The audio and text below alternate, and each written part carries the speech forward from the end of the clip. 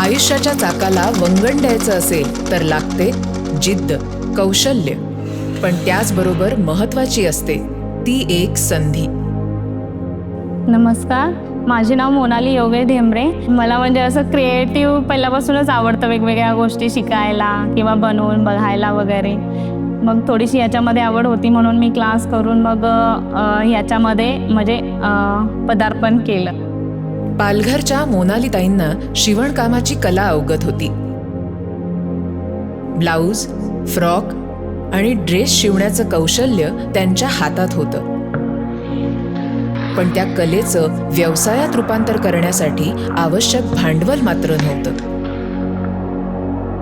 आणि अशातच मुख्यमंत्री माझी लाडकी बहीण योजना त्यांच्या मदतीला आली. योजनेतून मिळालेले 2 महिन्यांचे पैसे त्यांनी जपून ठेवले आणि त्यातून एक जुनी शिलाई मशीन विकत घेतली. मुख्यमंत्री लाडकी बहीण योजना चालू झाली आणि मग मी म्हणजे असं ठरवलं की चला आहेत हे पैसे आपल्याला भेटत आहेत, तर त्याचा काहीतरी सदुपयोग करावा. म्हणून मग मी ते पैसे जमा केले आणि 2 महिन्यांचे जमा करून मग स्वतःची मशीन घेतली.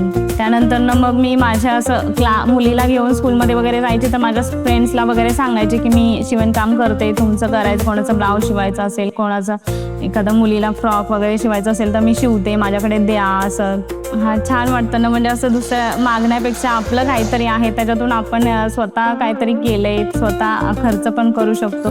असं म्हणतात थेंबे थेंबे तळे साचे, तसंच झालंय माझे. 1,500 काय आणि 1 रुपया काय, 1 रुपयाला ही किंमत आहे, मग 1,500 तर खूप आहे.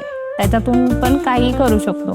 माझ्यासारख्या बऱ्याचशा स्त्रियांना म्हणजे त्याच्यामुळे चेंजेस झालेत फार मोठे त्यांच्या लाईफमध्ये किंवा अजून त्यांच्या बिझनेसमध्ये वगैरे, असं बरेच मोठे चेंजेस झालेले आहेत. शिवलेल्या प्रत्येक टाक्यासोबत सुरू झाला आत्मनिर्भरतेचा आणि स्वतःच्या स्वप्नांना आकार देण्याचा नवा प्रवास.